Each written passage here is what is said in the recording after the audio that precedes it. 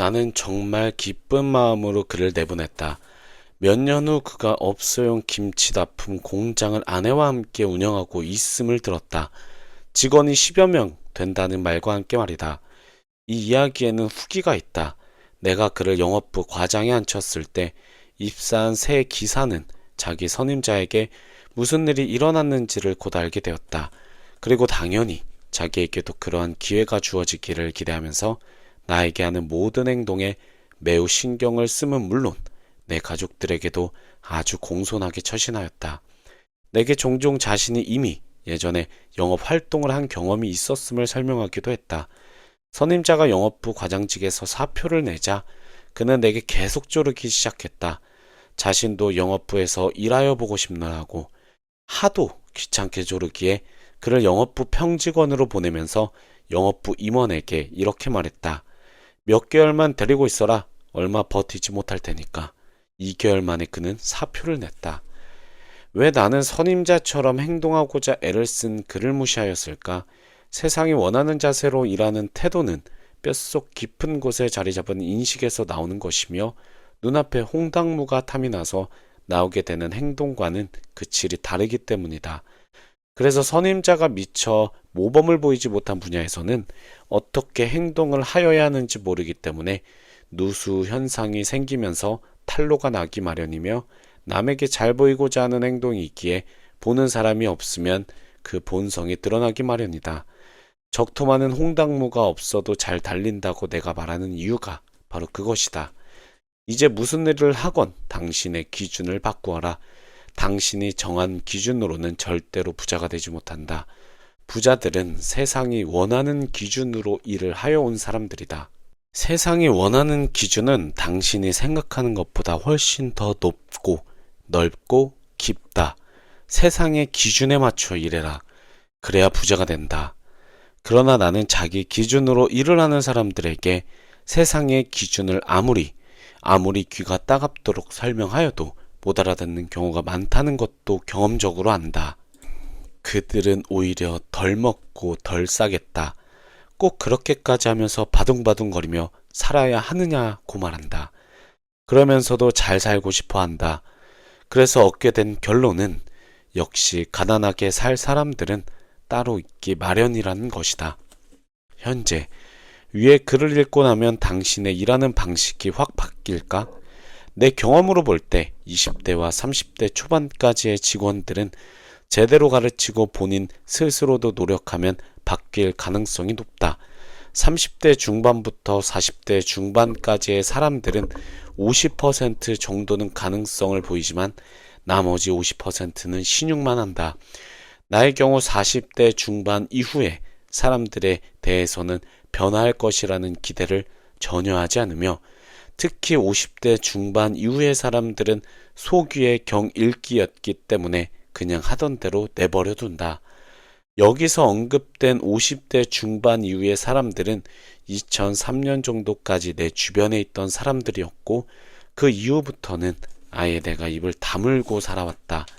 지금은 좀 바뀌지 않았을까 기대도 한다. 인테그리티. 높은 지위에 오르고 싶다면 영어로 구글링을 하여 보면 1998년 워렌 버핏은 플로리다 대학교에서 MBA 학생들에게 다음과 같은 말을 하였다. 우리는 사람을 고용할 때 세 가지를 살펴본다. 지능이 있는지, 선도력 또는 열정이 있는지, 그리고 인테그리티가 있는지를 살펴본다.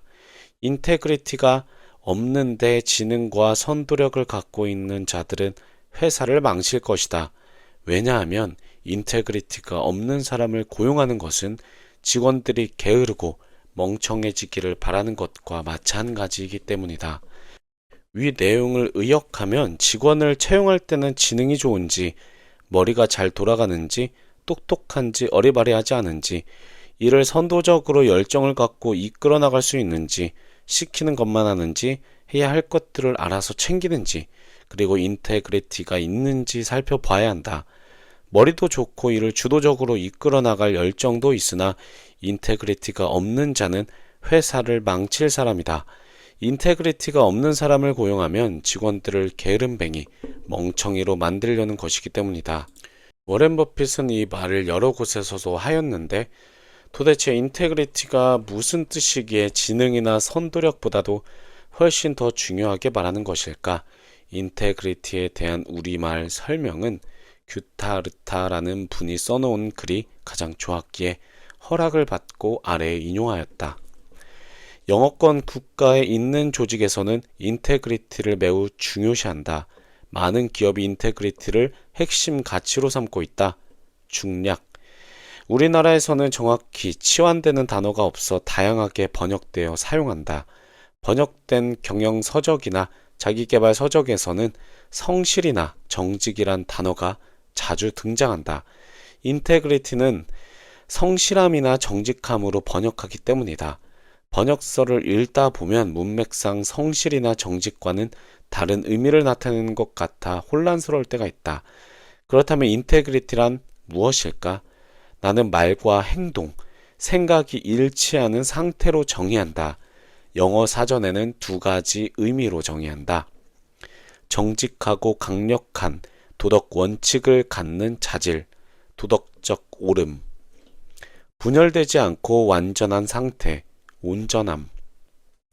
인테그리티를 정의할 때 대부분 첫 번째 정의에 주목하고 인용한다. 나는 두 번째 정의 인테그리티란 분열되지 않고 완전한 상태에서 인테그리티를 해석하는 것을 좋아한다. 인간에게 분열되지 않고 완전한 상태란 무엇일까? 생각과 가치관, 말과 행동이 따로 놀지 않고 일치하는 상태라고 생각한다. 겉과 속이 다르지 않은 상태인 것이다. 자신이 옳다고 믿는 것을 실천하는 것이다. 그래서 인테그리티한 사람은 일관성이 있다. 대부분의 사람은 정직함과 성실함이 옳다고 믿는 가치관과 도덕관을 가지고 살고 있다. 그래서 인테그리티하다는 것은 정직과 성실을 내포하고 있다. 자신의 믿음을 행동으로 실천하는 것이 분열되지 않고 완전한 상태이기 때문이다. 대부분이 믿는 올바른 가치관에는 정직함과 성실함 이외에도 공정, 약속, 이행, 언행일치 등과 같은 도덕적, 윤리적 가치를 포함하고 있다. 그래서 인테그리티는 해당 단어를 포함하는 개념이다. 정직하다고 해서 꼭 인테그리티한 것은 아니다. 거짓말을 하고 거짓말한 것을 고백한다면 그것은 정직하다 할 수 있다.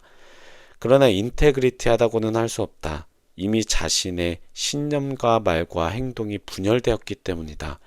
그래서 정직함이나 성실함은 인테그리티를 온전히 담는 표현은 아니다. 내가 인테그리티의 첫 번째 정의를 잘 사용하지 않는 데는 이유가 있다.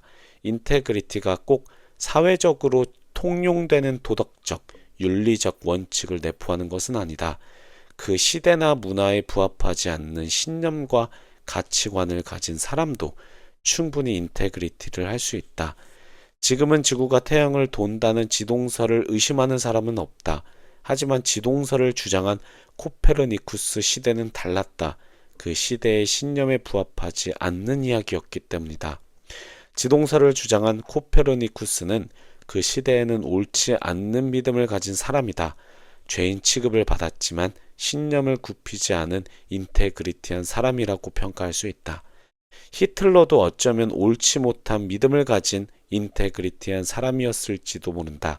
인테그리티는 시대나 문화에 부합하는 가치관과 신념을 가지면 훌륭해질 수 있지만 그렇지 않으면 문제를 일으키거나 심각한 범죄로도 연결될 수 있다. 그래서 인테그리티를 정의할 때는 부정적인 상황을 막기 위해 기본적으로 올바른 신념과 가치관을 전제로 이야기하는 경우가 많다. 결국 인테그리티란 시대와 문화에서 크게 벗어나지 않는 한 자신이 옳다고 믿거나 생각하는 것을 말과 행동을 통해 일관성 있게 실천하는 것이다. 인테그리티를 완벽하게 실천하며 살아가기란 쉽지 않을 수 있다. 하지만 살아가면서 꾸준히 추구해야 할 가치이다. 결론적으로 인테그리티는 머릿속에서 옳다고 믿는 생각들과 행동이 엇갈림 없이 하나 된 상태를 의미하며 미국의 회사들에서는 간부급 입사 지원자들이 인테그리티를 갖고 있는지 알고자 아래와 같은 질문들을 면접에서 물어보기도 한다.